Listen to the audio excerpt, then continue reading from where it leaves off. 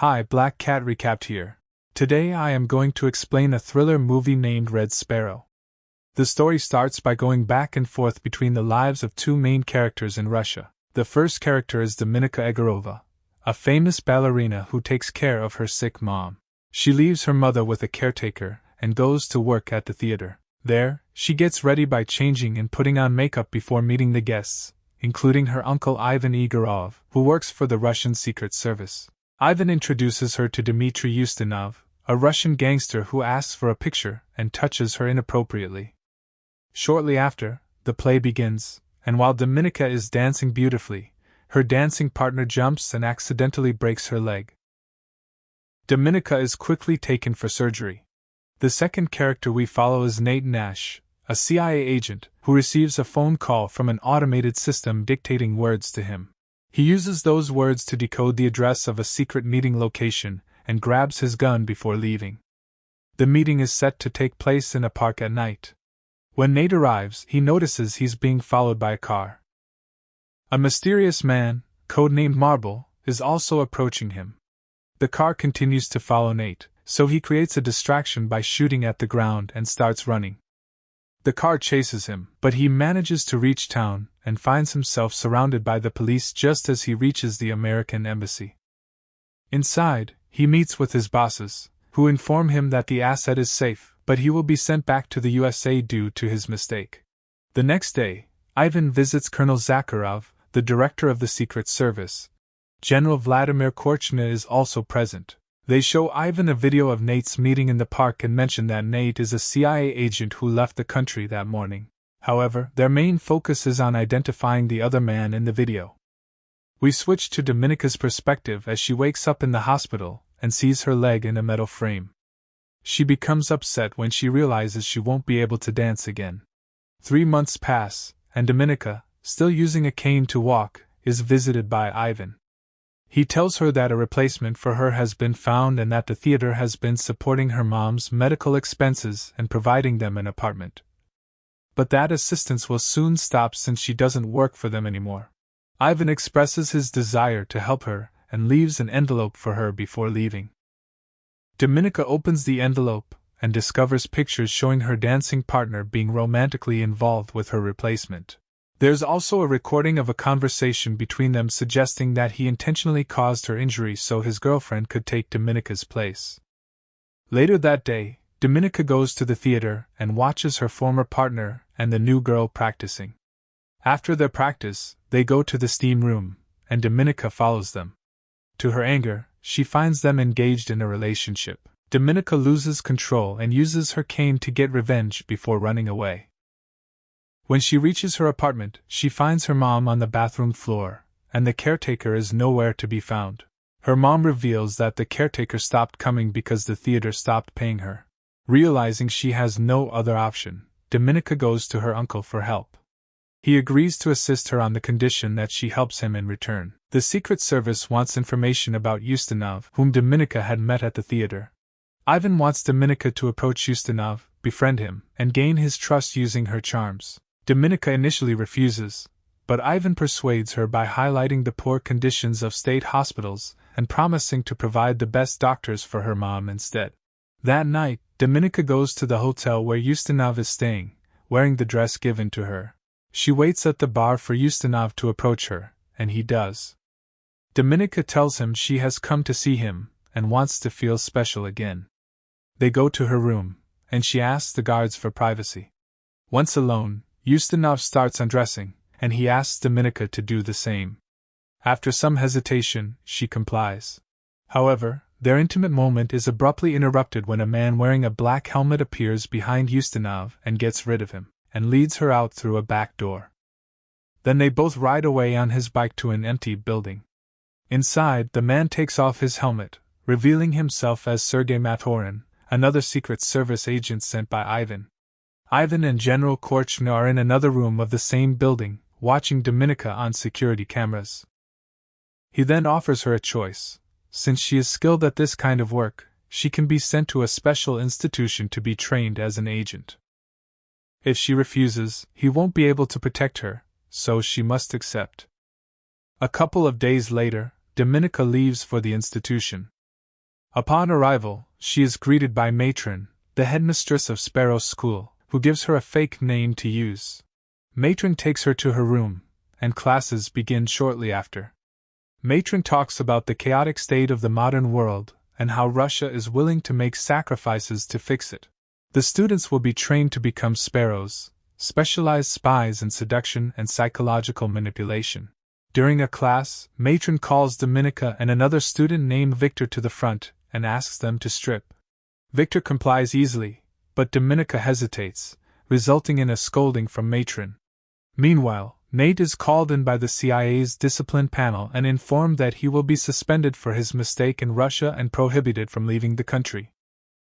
Nate argues that their mole, Marble, has been working with him for 3 years and won't trust anyone else, but his pleas are ignored.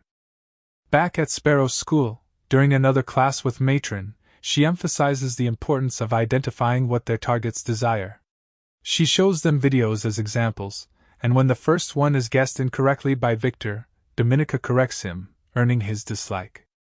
Matron reminds all the students of the need to learn how to deceive their bodies, and teaches them basic seduction techniques.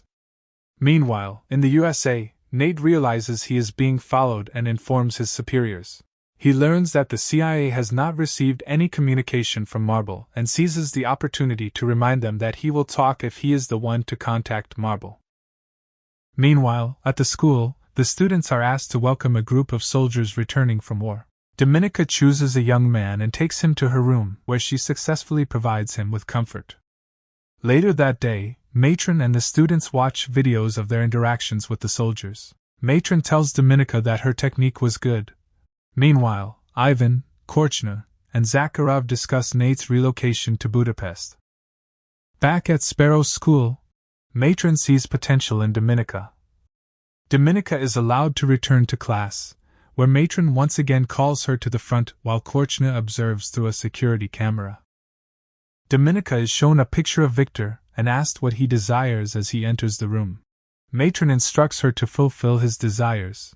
Victor asks her to turn around, but Dominika refuses and takes control of the situation. As she undresses, she provokes Victor, urging him to focus only on her.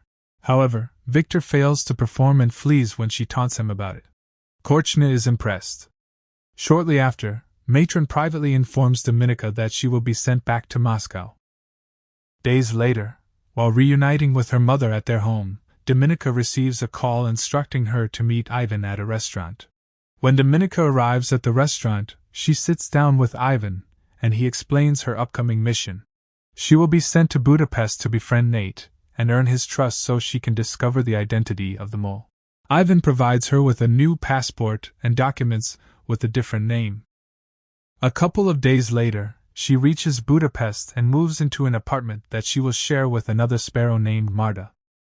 Later that day, she meets her new boss, Maxim Volantov, the station chief, and asks him for information about Nate. Afterwards, she follows Nate around to learn his daily routine. The following day, Dominika starts going to the same swimming pool as Nate and waits for him to approach her when they leave.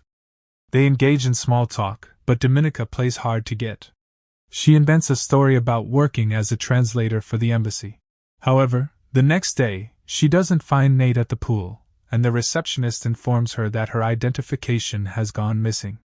Nate informs his superiors that Dominika has used multiple names and suspects a connection to Ivan. Despite this, he believes she has value and considers her use of her real name as a provocation. His superiors allow him to get closer to her in order to gather information. After reporting her progress to Volantov and requesting an embassy pass, Dominika visits the embassy and sees Marta conversing with Stephanie Boucher, an American politician. Nate interrupts her observation and admits to stealing her ID from the pool. He asks her to join him for dinner the following day at 8, and Dominika accepts before leaving. Back in her apartment, Dominika searches Marta's room and discovers that Marta has been purchasing intelligence from Boucher. Marta returns home but does not catch Dominika in the act. Marta hands Dominika a copy of the report that Volantov sent to Moscow. The next day, after work, Dominika follows Volantov into a bar and requests that he provide her with a better report. She provokes him by mocking his size, leading him to be violent. Sergei's violent actions are captured on the security cameras, and Dominika warns him that she will show the recording to the police unless he writes a better report. Back at Nate's apartment, he receives another coded message on his phone. He quickly writes it down and deciphers it, discovering that it says Vienna. Just as he is about to leave, Dominika, who is crying, rings his doorbell. Nate allows her to come in. Dominika reveals that his boss assaulted her. She asks Nate about the events in the park in Russia and kisses him after he shares the information. Nate tells her to go home and figure out what she wants. The next day, Ivan visits Dominika before leaving for Vienna. He inquires about her progress with Nate. To gain more time, Dominika lies and says she is also working with Marta on the Boucher case but needs additional funds. Ivan agrees and asks for his coat before leaving. While getting the coat for him, Dominika secretly glances at his passport. Once he's gone, Marta approaches Dominika with a gun. She overheard the lie and is upset because she believed the Boucher case was exclusively hers. Dominika promises to give Marta credit and more money, explaining that she only lied to buy extra time. Marta reluctantly agrees due to her lack of options. Later, Dominika goes to Vienna to open a bank account, while Marta visits Valentov to inform him that she knows how to eliminate Dominika. The scene shifts to Nate, who is reporting to his superiors about meeting with Marble in Vienna. Marble has provided him with files confirming Dominika's affiliation as a Sparrow, leading Nate to believe she is even more recruitable. Meanwhile, Dominika finds Nate waiting for her outside. They return to his place, where he confesses that he knows she is a Sparrow. Dominika reciprocates by sharing her story with Nate, emphasizing her sole concern for her mother's well-being. Nate proposes that she becomes a double agent for him, assuring her protection. Dominika replies that she needs time to think and requests his room to rest. Later in the night, she leaves the room and joins Nate in bed. The next morning, after confirming her acceptance of his proposition, Dominika resumes her regular routine. She fabricates a false report about Nate, claiming to have him under her control, and returns to her place to wait for his signal, a simple phone call playing her favorite song. Dominika meets with Nate's superiors and undergoes a polygraph test to determine her trustworthiness. On the following Friday, the entire team travels to London to meet with Boucher.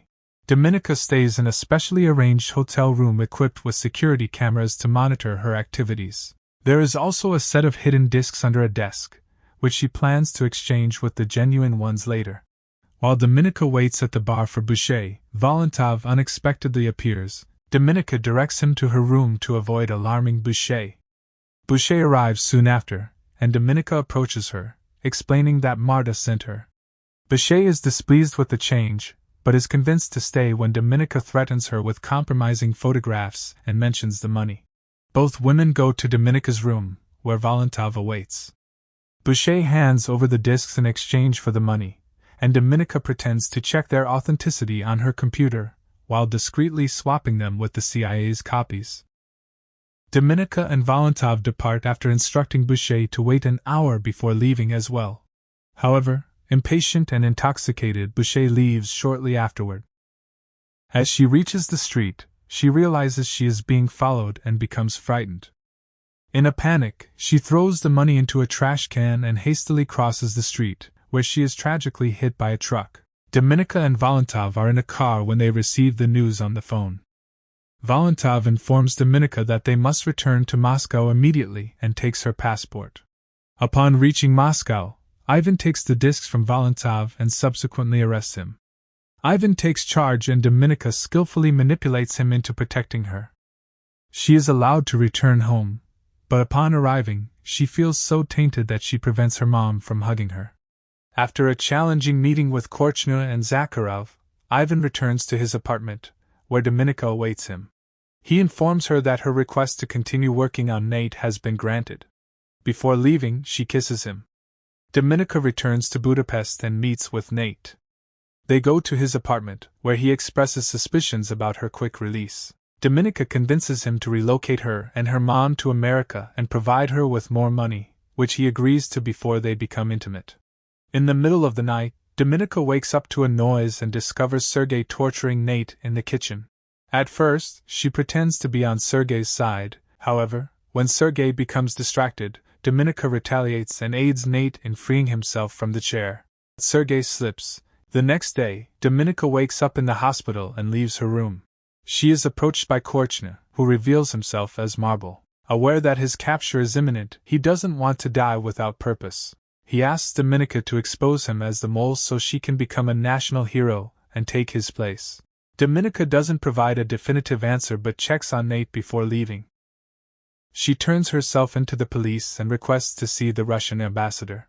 When taken to him, she instructs him to call Zakharov and inform him that she possesses the mole's name, which she is willing to exchange for her freedom. A meeting is arranged later that night at an airport for the exchange to take place. Nate will accompany Dominika to identify the mole, but she must not attempt to escape or she will be shot. Nate is angry at her because he believes she manipulated him. However, Dominika surprises him when the Russians remove the bag from the mole's face, revealing that it is not Korchna, but her own uncle Ivan. Dominika has framed Ivan by creating false evidence since her first visit to Budapest. Nate quickly understands the situation and confirms that Ivan is indeed the mole. After the exchange takes place, Ivan is shot by a Russian sniper, and Dominika is taken away in a helicopter. Back in Russia, Dominika is hailed as a hero and can lead a good life with her mother. The movie concludes with Dominika receiving a phone call, and the only sound she hears on the line is her favorite song.